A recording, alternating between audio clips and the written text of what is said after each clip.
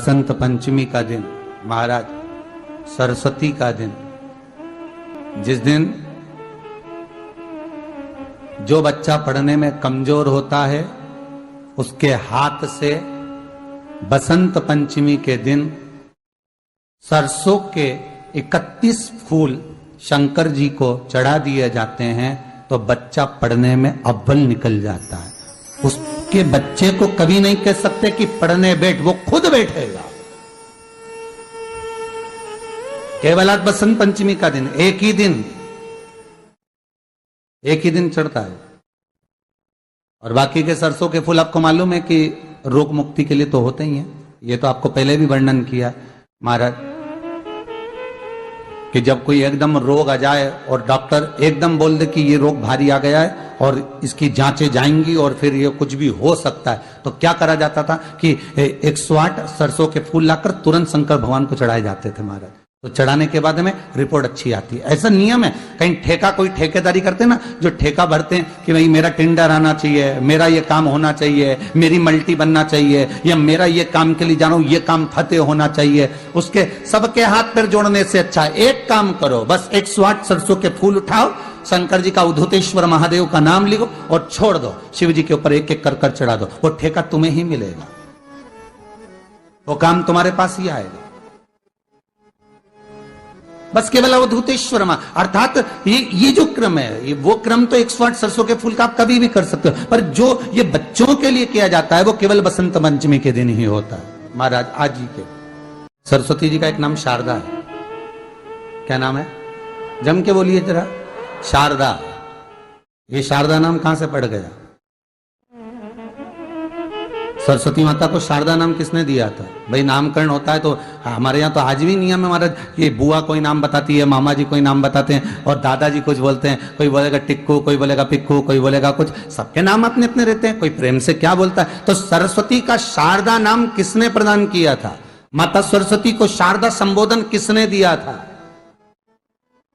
माता सरस्वती को शारदा का संबोधन किस समय पर प्रदान किया गया था? जिस समय पर शंकर और पार्वती भ्रमण पर निकल रहे थे और भगवान ब्रह्मदेव सरस्वती को ढूंढ रहे थे, और माता सरस्वती को ढूंढते हुए ब्रह्मा जब भगवान शंकर की साक्षी में पहुंचे हैं, तब भगवान शंकर से ब्रह्मदेव ने कहा आप कहीं सरस्वती को देखें तो मुझे भेजिएगा, मेरे पास में भेजिएगा। शंकर भगवान ने उसी समय पार्वती से कहा, पार्वती, जैसे एक स्त्री जो पतिव्रता धर्म का पालन करने वाली है, एक नारी पतिव्रता धर्म का पालन करने वाली होती है, पति को परमेश्वर मानने वाली होती है, पति के चरणों का रसतत्व ग्रहण करने वाली होती है, तो वो पर पुरुष का स्मरण नहीं करती।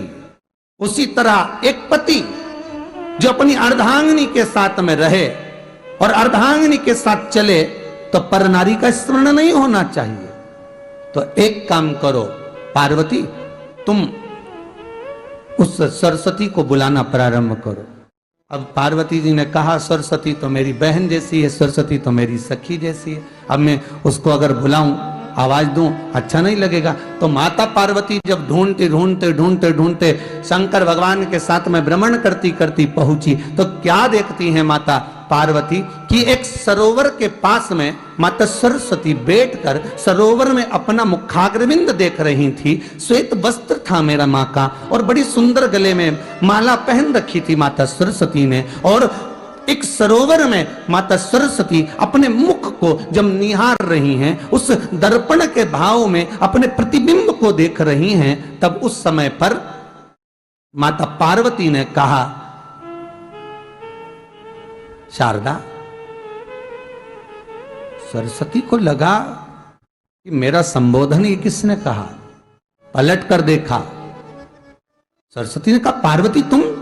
हाँ, मैंने तेरा जो दर्पण में प्रतिबिंब देखा है, तेरा स्वरूप देखा, पर तू इतनी सुंदर है, इतनी सुंदर है, पर तेरा जल में जो स्वरूप देखा ना वो नीला दिखाई दिया, थोड़ा सा श्याम दिखाई दिया, इसलिए मैंने तुझे शारदा कह दिया। आज भी हमारे मध्य प्रदेश के कटनी और सतना के बीच में महियर में आज भी शारदा भवानी विराजमान है महाराज।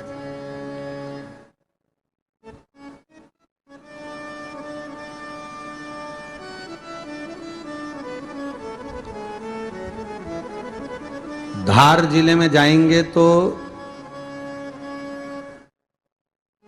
बाग क्षेत्र में मां बागेश्वरी, मां शारदा आज भी विराजमान।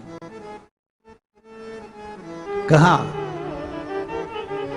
सरस्वती जी पूछी, पार्वती तुमने मेरे को शारदा क्यों कहा? क्योंकि तेरा जो प्रतिबिंब था वो शाम नजर आ रहा था मुझे।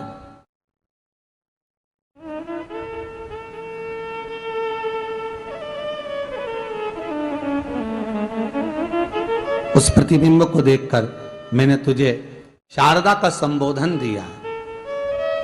तुम्हें ब्रह्मा जी बुला रहे हैं। सरस्वती ने कहा,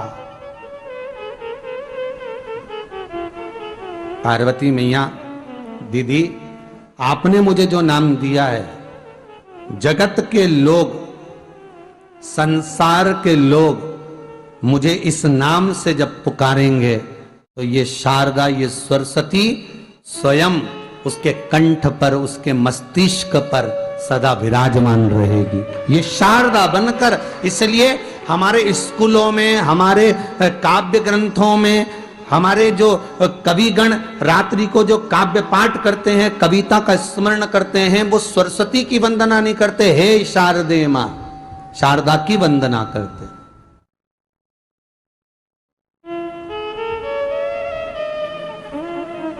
कभी आपसे कोई पूछ ले कि शारदा नाम पार्वती सरस्वती का कब पड़ा, तो आप बता सकते हैं कि ये माता शारदा नाम कोई सहज नहीं है। मां ढूंढने के लिए जब निकली, ब्रह्मदेव के कहने पर भगवान शिव के साथ भ्रमण करती। नाम का उच्चारण कोई सहज नहीं होता। कोई देखता होगा, दादाजी ने अगर किसी का नाम कुछ रखा है तो कुछ सोच के रखा होगा, पिताजी ने अगर कुछ रखा है तो उसके मन में कुछ आया होगा तो रखा होगा, मम्मी ने अगर कोई नाम रखा है तो उसने कोई विचार कर कर रखा होगा। कोई नाम अगर किसी का रखा जाता है तो उसके अनुकूल रखा जाता है कि हो सकता है कि वो नाम की क्या उसके मन में चल रहा होगा। तो शारदा का संबोधन कोई सहज नहीं है। माता सरस्वती का एक नाम शारदा हुआ, इसलिए संबोधन में सरस्वती कम शारदे मां ज्यादा बोला जाता है। आप कव्य पाठ कर लो, नाम जाप कर लो, स्मरण कर लो।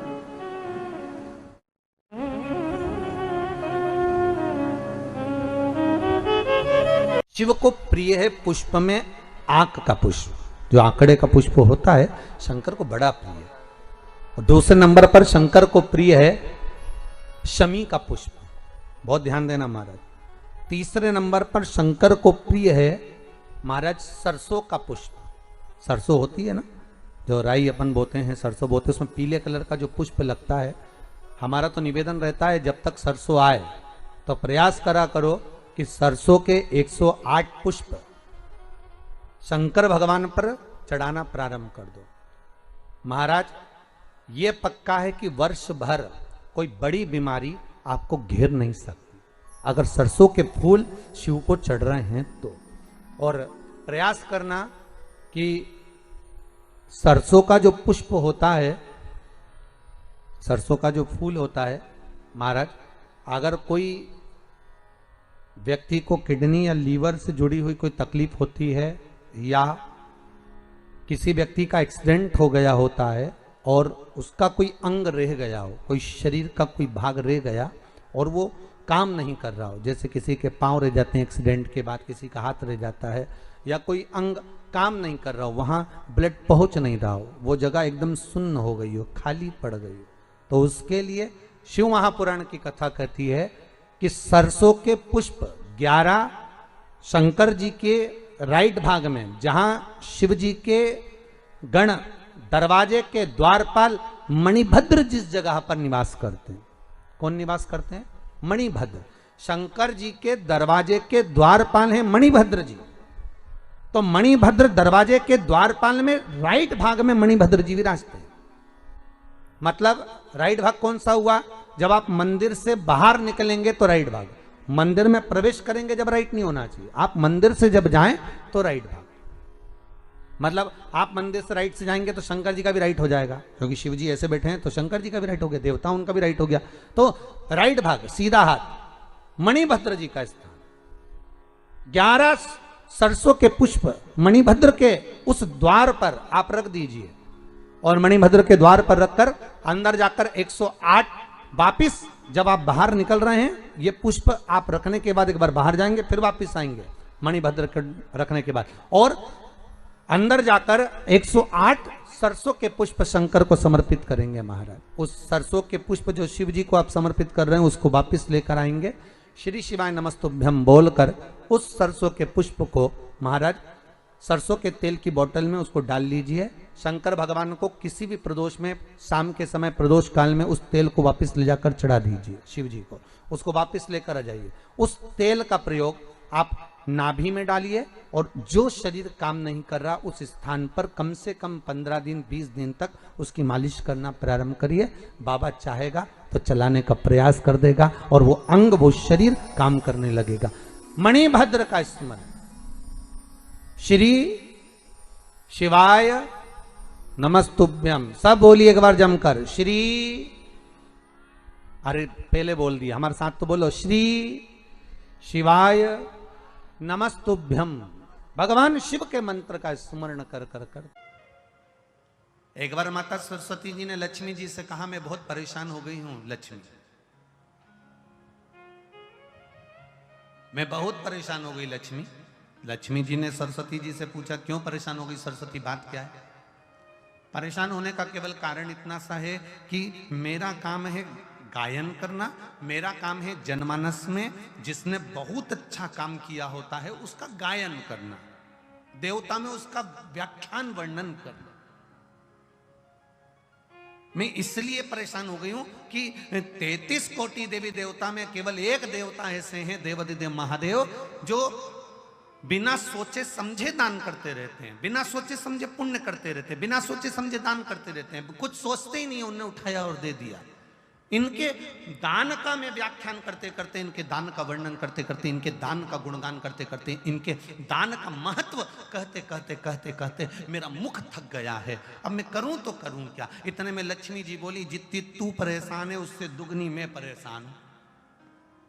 अब लक्ष्मी जी ने जैसे कहा कि मैं परेशान, तो सरस्वती जी ने पूछा कि तू क्यों परेशान है? अरे भोलेनाथ जी का क्या है, कहीं पर भी चले जाते हैं, किसी को भी देख लेते हैं, एक लोटा कोई पानी चढ़ाते दिखता है, तुरंत खड़े होकर कह देते हैं, जा तेरे पास में संपदा की कभी कमी नहीं होगी। अब वो तो कह के आ जाते हैं, लक्ष्मी जी कर रही, इतनी ड्यूटी बढ़ गई, इतनी ड्यूटी बढ़ गई कि मुझे दौड़ दौड़ कर उनके यहाँ संपदा देने जाना पड़ता। अब मैं भी परेशान हूं। अब ये दोनों परेशान होकर ब्रह्मा जी के पास गए। अब ब्रह्मदेव से कहा, प्रभु, इतने में सरस्वती जी बोली, स्वामी स्वामी स्वामी। स्वामी जी ने कहा, क्या बात है? ब्रह्मदेव बोले, तुम दोनों आज मेरे पास किस लिए आई हो? सरस्वती जी बोली, मैं बहुत परेशान हो गई। लक्ष्मी जी बोली, मैं भी परेशान हो गई। सरस्वती जी बोली, क्यों परेशान हो गई? तो कहा कि शंकर जी का गुणगान गाते गाते, गुणगान गाते गाते, अब कोई आप एक माता ने कल पत्र लिखा था, उस पत्र में लिखा था कि अगर मैं पूरी जिंदगी शंकर का गुण, आपने वो बड़ा पत्र देखा था ना, उस पत्र में लिखा था कि अगर मैं पूरी जिंदगी शिव का गुणगान गाती रहूं कि शंकर जी ने क्या क्या दिया है, तो वर्णन नहीं कर सकती। जब इंसान की ये हालत है तो देवताओं की क्या हालत होगी? तो सरस्वती जी ने कहा, मैं गुणगान कर करके थक गई। लक्ष्मी जी करी, मैं दे दे के थक गया। इसलिए ब्रह्मा जी तुरंत उठकर बोले, तुम दोनों से ज्यादा मैं परेशान, तुम दोनों से ज्यादा मैं परेशान हूं। तो इतने में तुरंत लक्ष्मी और सरस्वती जी ने पूछा, तुम कैसे परेशान हो? ब्रह्मा जी बोले, मैंने किसी के भाग्य में लिख दिया कि ये जिंदगी भर ठोकर खाएगा, ये जिंदगी भर रोएगा, ये जिंदगी भर तकलीफ भोगेगा, इसको ये रोग आएगा, इस रोग में ये बीमार होकर समाप्त हो जाएगा। मैंने इसके भाग्य में इतना इतना लिखा, और वो एक लोटा पानी लेके शंकर जी के मंदिर पहुंच गया और शंकर जी ने उसका भाग्य बदल दिया। तो मेरी लिखनी को भी भाग्य को बदल दे रहा है। ये कलयुग में हो क्या रहा है समझ में नहीं आ रहा। ब्रह्मा कह रहे हैं कि मेरी लेखनी को पलट दे रहा है, वो महादेव से मैं भी परेशान हो गया। तीनों मिलकर पार्वती जी के पास पहुंच गए।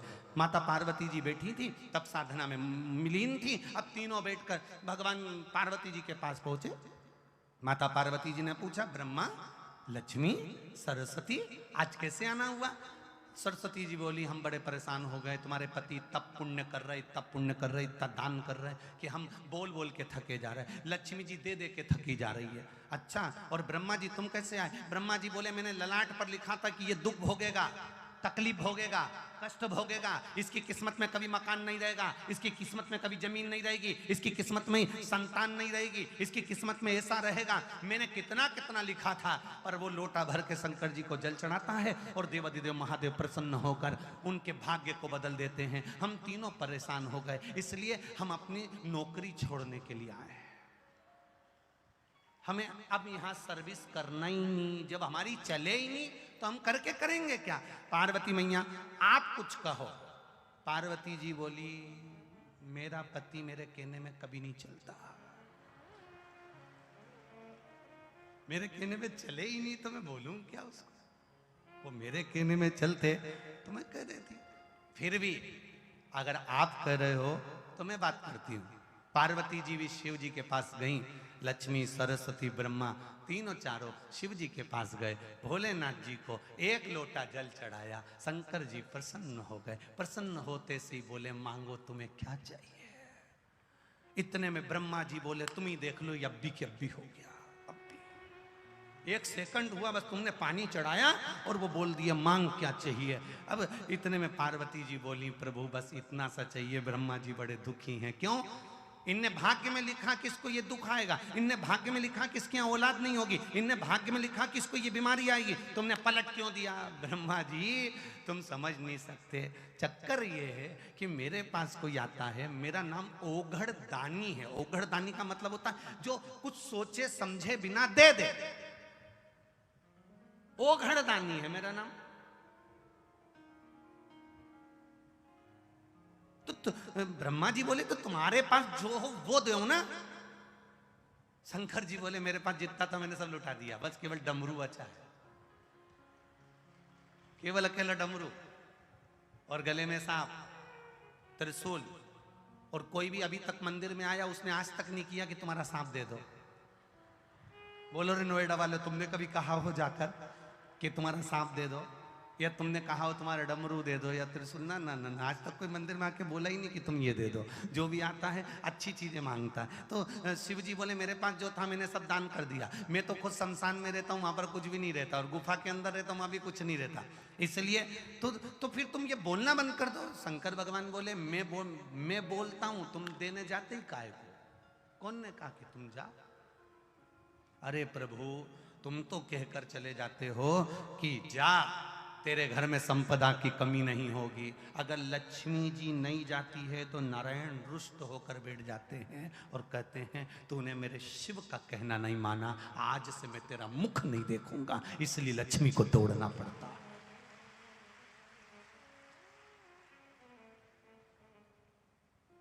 देवता भाग्य बना सकते हैं, देवता तुम्हारा भाग्य लिख सकते हैं, देवता भाग्य का लिखा तुम्हारे सम्मुख में ला सकते हैं। केवल भाग्य को बदल सकता है तो वो देवाधिदेव महादेव बदल सकता है, जो रावण को लंका दे सकता है, बाणासुर को हस्त दे सकता है, भस्मासुर को भस्म करने का आशीर्वाद दे सकता है, और एक चोर को कुबेर बना सकता है। वो कोई साधारण नहीं हो सकता है। एक चोटे को जो चोरी करने शंकर के मंदिर गया है, उसको कुबेर बना दिया।